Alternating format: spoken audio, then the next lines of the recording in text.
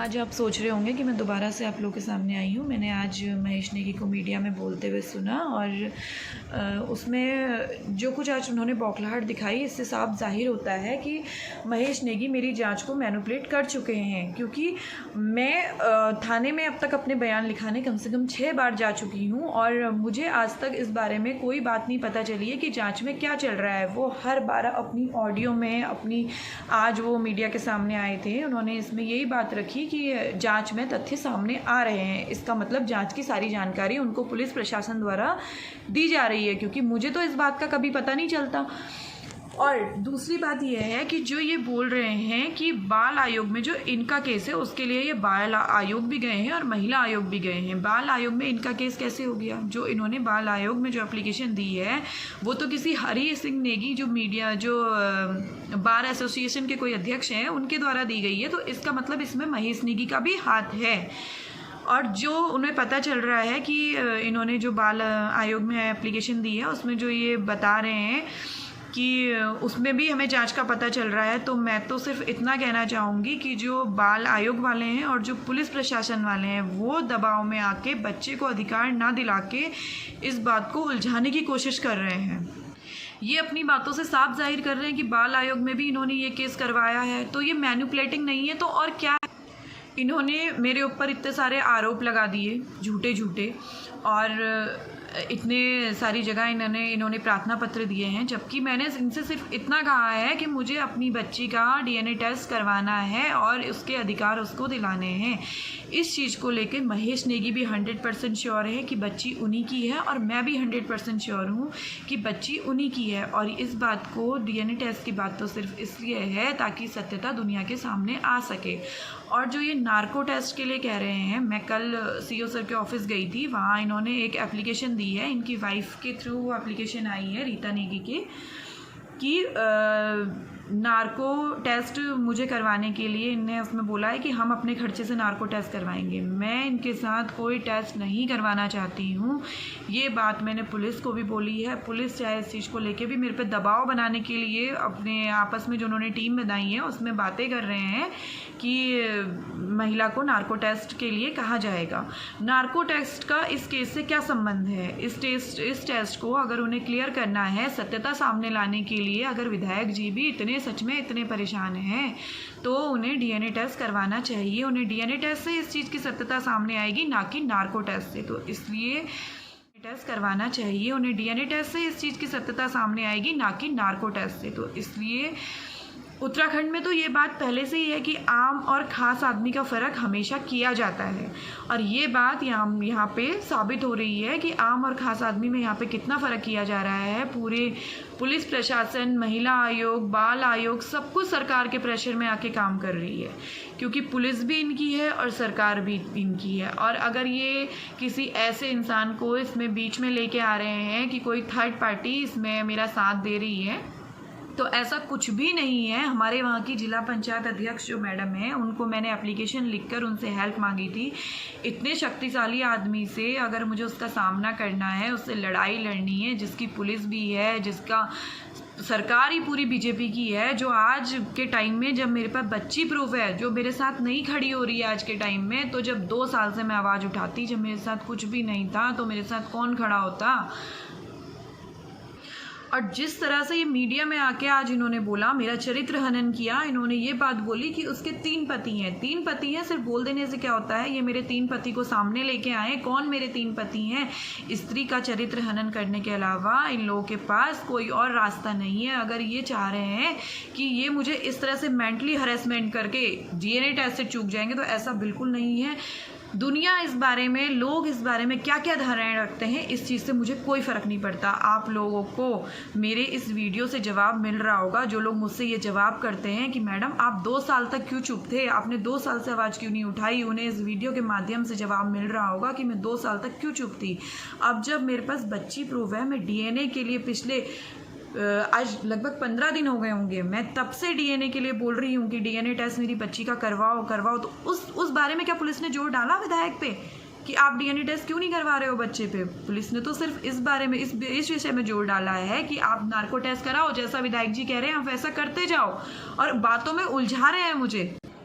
तमंचे के बल में किसी स्त्री का रेप करना, किसी का बलात्कार करना बहुत आसान होता है। 2 साल तक इन्होंने मुझे चुप बैठा के रखा है और अगर अब ये चाह रहे हैं इसके चरित्र के बारे में बोल के मैं इसको फिर चुप करवा लूँगा, तो ये इनकी बहुत गलत फहमी है। ऐसा बिल्कुल नहीं होने वाला है। ये लोगों से बुलवाएं, किसी से भी बुलवाएं, ये मीडिया के थ्रू बोलें या खुद पुलिस को आके बोलें, इसी से कोई फ़र्क नहीं पड़ेगा। मुझे तो ये चीज़ पता ही है कि पुलिस भी मुझे उलझा रही है इन सब चीज़ों में।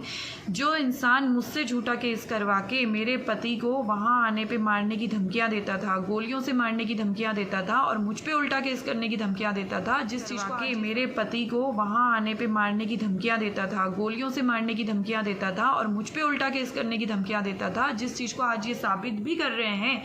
ये तो इतना कुछ होने के बाद भी उन लोगों के पीछे पड़े हुए हैं बिल्कुल कि नहीं वो लोग यहाँ पे आएंगे। इन्हें ये लगता है कि किसी के थ्रू भी हमें एक थोड़ा सा पॉइंट मिल जाए तो हम उसी पे बात बढ़ा दें।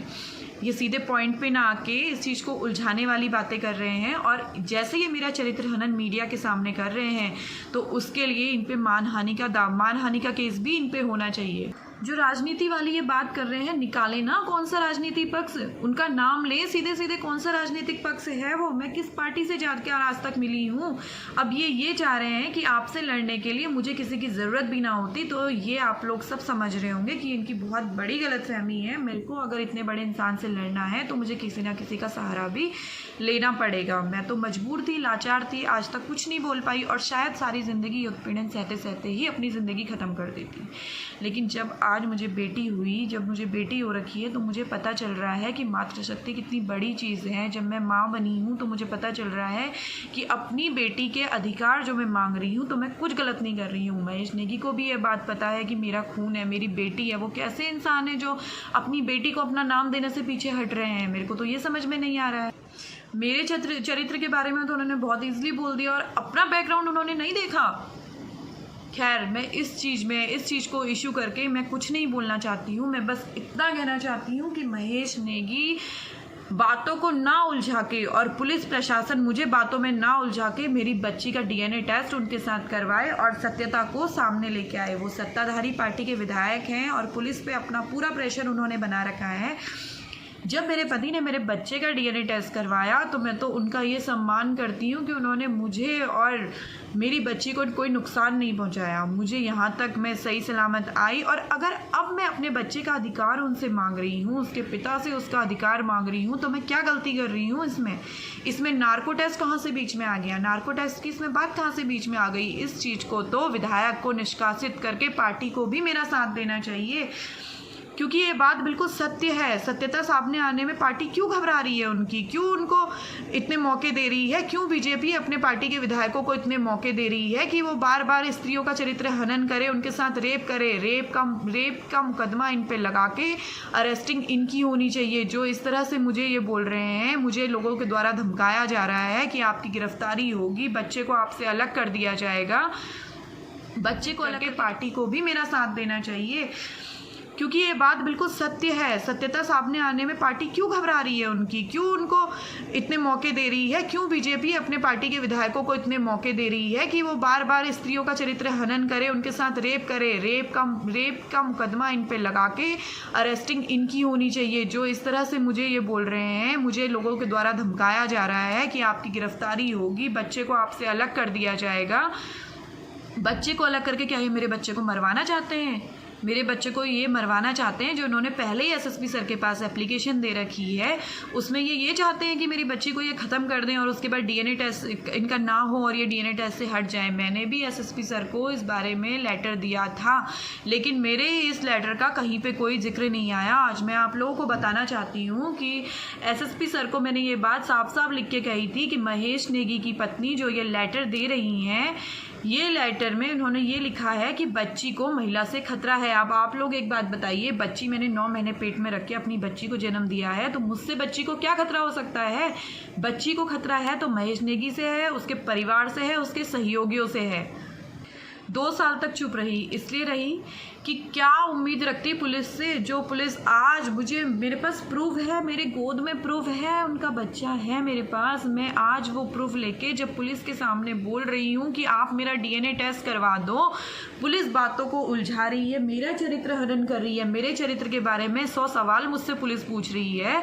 वो विधायक को क्यों नहीं पूछ रही है, उनका बैकग्राउंड किस तरह का है, इस चीज़ को तो वहाँ की आम जनता भी जानती है। वो तो जो उन्होंने बोला कि लोग अपने लाज के खातिर चुप हैं, ये बात उनने बिल्कुल जो उनको अपने लिए बोलनी चाहिए थी वो उन्होंने एकदम मेरे ऊपर इस बातों को लगा दिया। मैं आप लोगों से बस इतना कहना चाहूँगी कि पुलिस प्रशासन दबाव में ना आके निष्पक्षता से जांच अगर कर रही होती तो इस तरह से मेरे पे सवाल नहीं उठते। वो किस तरह से निष्पक्षता से जांच कर रही है पुलिस, कोई निष्पक्षता से इसमें जांच नहीं चल रही है। मुझसे मेरे बयान जो लिए जाते हैं वो सारे महेश नेगी के लिए ही लिए जाते हैं। और अब नार्को टेस्ट भी बीच में आ गया है, अब देखते हैं इसमें आगे क्या होता है। नार्को टेस्ट मुझे नहीं करवाना है, मुझे अपने बच्चे का DNA टेस्ट ही करवाना है। और जो ये बार बार गोलियों से मारने की धमकी देते हैं और वो धमकी देना अपनी बंद करें। और बहुत टाइम हो गया, 2 साल काफ़ी लंबा टाइम होता है। 2 साल से मेरे साथ ये जो कुछ भी हो रहा है, मैंने ये जो भी पता है सब कुछ मुझे पता है, मैंने इसके लिए किसी के आगे आज तक आवाज़ नहीं उठाई है। और अब मैं इस चीज़ के लिए आवाज़ उठाऊंगी। लोगों की क्या धारणाएं होंगी मुझे इस चीज़ से कोई फ़र्क नहीं पड़ता। मैं अपनी बच्ची को, मुझे न्याय दिलाना है, मैं अपनी बच्ची को न्याय दिला के ही रहूँगी और विधायक जी के साथ अपनी बच्ची का DNA टेस्ट करा के ही पीछे हटूँगी।